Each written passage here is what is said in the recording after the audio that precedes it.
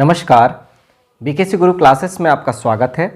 आज हम पढ़ेंगे कक्षा 9वीं गणित से अध्याय 5 यूक्लिड की ज्यामिति का परिचय। तो इस चैप्टर में हम पढ़ेंगे यूक्लिड की परिभाषाएं, यूक्लिड के अभिग्रहित और यूक्लिड की अभिधारणाएं। तो लेते हैं सबसे पहले यूक्लिड की परिभाषाएं। पहली परिभाषा हम लेते हैं। क्या है पहली परिभाषा? एक बिंदु या पॉइंट वह है जिसका कोई भाग नहीं होता। जैसे मैं यहाँ पर एक बिंदु बना देता हूँ, ये बिंदु का कोई भाग नहीं होता, लंबाई चौड़ाई ऊंचाई कुछ नहीं होती। तो एक बिंदु वह है जिसका कोई भाग नहीं होता। दूसरी परिभाषा पर आते हैं हम। एक रेखा चौड़ाई रहित लंबाई होती है। रेखा क्या होती है? ये देखिए रेखा है, इसकी कोई चौड़ाई नहीं है, चौड़ाई को नगण्य माना गया है। चौड़ाई रहित लंबाई क्या है? एक रेखा है। तीसरी परिभाषा है, एक रेखा के सिरे बिंदु होते हैं। तो देखिए इस तरह से हमारे पास ये रेखा है, इसके सिरे ये बिंदु बिंदु बढ़कर ही एक रेखा अनंत लंबाई तक दोनों ओर बढ़ सकती है, इसलिए हम कहेंगे एक रेखा के सिरे बिंदु होते हैं। यूक्लिड की यह तीसरी परिभाषा थी। चौथी परिभाषा है, एक सीधी रेखा ऐसी रेखा है जो स्वयं पर बिंदुओं के साथ सपाट रूप से स्थित होती है। क्या है एक सीधी रेखा? एक सीधी रेखा ऐसी रेखा है जो स्वयं पर बिंदुओं के साथ सपाट रूप से स्थित होती है। देखिए बिंदुओं के साथ एकदम बिंदुओं पर आपस में बिंदुओं के मिलने से ही रेखा का निर्माण होता है। पांचवी परिभाषा देखिए, एक पृष्ठ या सरफेस वह है जिसकी केवल लंबाई और चौड़ाई होती है। तो पृष्ठ क्या होता है?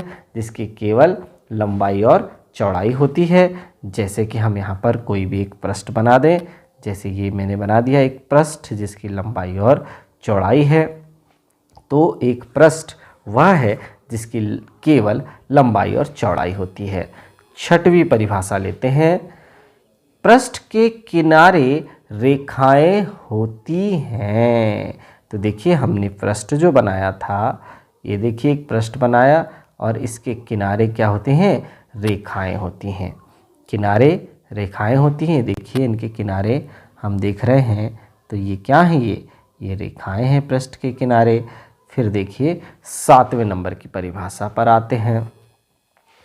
एक समतल पृष्ठ या प्लेन सरफेस ऐसा पृष्ठ है जो स्वयं पर सीधी रेखाओं के साथ सपाट रूप से स्थित होता है। तो एक समतल पृष्ठ क्या होता है?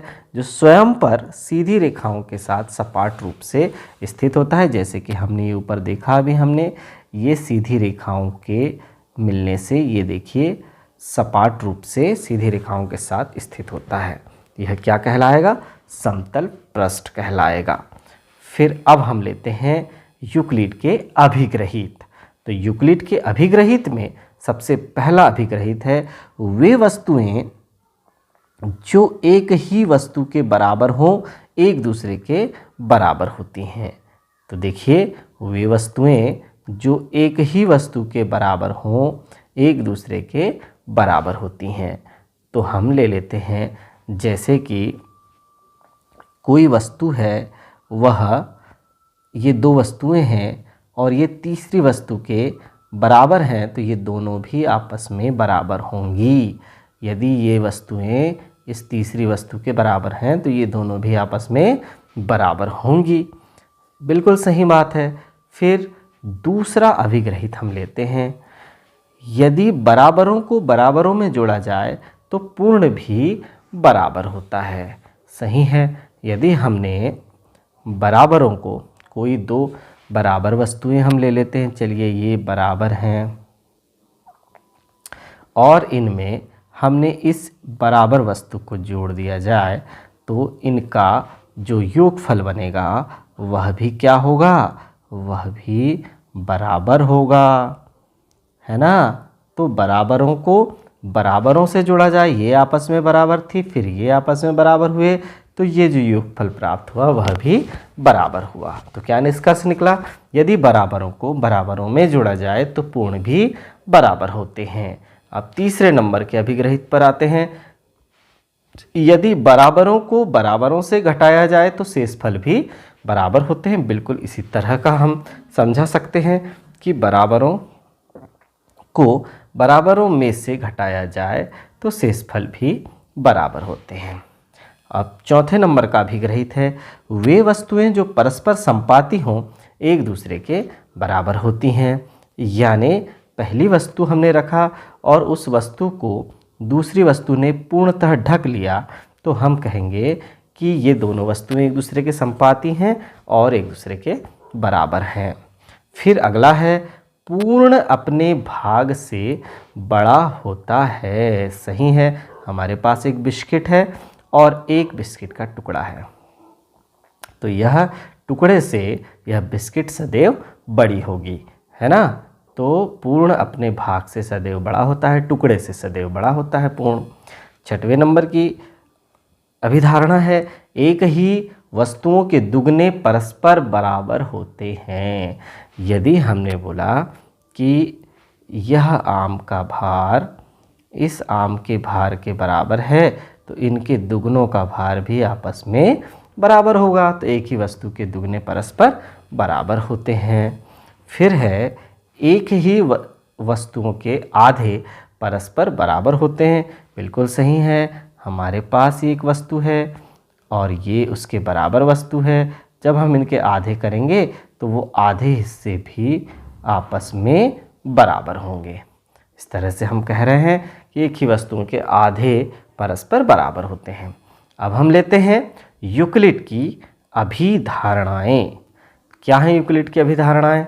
देखिए, पहली अभिधारणा हम लेते हैं, एक बिंदु से एक अन्य बिंदु तक एक सीधी रेखा खींची जा सकती है। यदि हमारे पास कोई दो बिंदु हैं तो एक बिंदु से एक अन्य बिंदु तक हम कितनी सीधी रेखा खींच सकते हैं? एक सीधी रेखा खींच सकते हैं ना। तो कहा गया कि एक बिंदु से एक अन्य बिंदु तक हम एक सीधी रेखा खींच सकते हैं। बिल्कुल सही है। दूसरी अभिधारणा लेते हैं, एक शांत रेखा को अनिश्चित रूप से बढ़ाया जा सकता है। बिल्कुल बढ़ाया जा सकता है। हमारे पास एक शांत रेखा है, इसे हम अनिश्चित रूप से आगे और अनिश्चित रूप से पीछे इस तरह से बढ़ा सकते हैं। तो एक शांत रेखा को अनिश्चित रूप से बढ़ाया जा सकता है ना। ठीक है, तो एक शांत रेखा को हम अनिश्चित रूप से बढ़ा सकते हैं। आगे हम लेते हैं अभिधारणा नंबर 3, किसी को केंद्र मानकर किसी त्रिज्या से एक वृत्त खींचा जा सकता है। यदि हमने इस बिंदु को केंद्र मान लिया और कोई त्रिज्या हमने ले लिया, मान लो कि यह त्रिज्या 1 सेंटीमीटर है, तो इससे जो वृत्त निर्मित होगा एक और केवल एक ही वृत्त निर्मित होगा। एक ही वृत्त खींचा जा सकता है। इसी प्रकार अभिधारणा क्रमांक 4 क्या कह रही है? सभी समकोण एक दूसरे के बराबर होते हैं। जितने भी समकोण हैं, जितने भी समकोण हम बनाएंगे, ये सभी समकोण एक दूसरे के कैसे होंगे? बराबर होते हैं। सभी समकोण एक दूसरे के बराबर होते हैं। 90 अंश के जितने भी कोण बनेंगे ये सभी कोण कितने अंश के होते हैं? 90 अंश के होते हैं। इसलिए तो हम बोलेंगे ना कि सभी समकोण एक दूसरे के बराबर होते हैं। चलिए 5वीं अभिधारणा पर आते हैं। यदि एक सीधी रेखा दो सीधी रेखाओं पर गिरकर अपने एक ही ओर दो अंतःकोण इंटीरियर एंगल इस प्रकार बनाए कि इन दोनों कोणों का योग मिलकर दो समकोणों से कम हो, तो दोनों सीधी रेखाएं अनिश्चित रूप से बढ़ाए जाने पर उसी ओर मिलती हैं जिस ओर यह योग समकोणों से कम होता है। दो समकोणों से कम होता है। देखिए, दो प्रकार की स्थिति बनती हैं।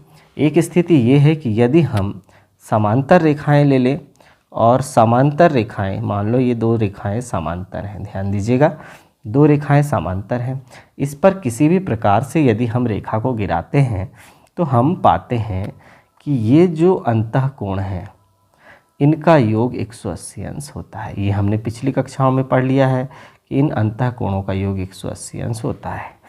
लेकिन यदि हम दो असमांतर रेखाओं को ले लें, ये देखिए ये मैंने ले लिया दो असमांतर रेखाओं को, तो ये अभिधारणा 5 यही कहती है कि दो असमांतर रेखाओं को हमने ले लिया और इस पर यदि हम एक रेखा गिराते हैं तो हम यहाँ देखते हैं कि कोण जो निर्मित हो रहे हैं अंतःकोण 1 2 3 4, ये जो अंतःकोण निर्मित हो रहे हैं तो हम इनको जब जोड़ेंगे, ये देखिए 1 और 2 को जोड़ेंगे तो दो समकोण मतलब 180 अंश से इनका योग कैसा होगा, कम प्राप्त होगा।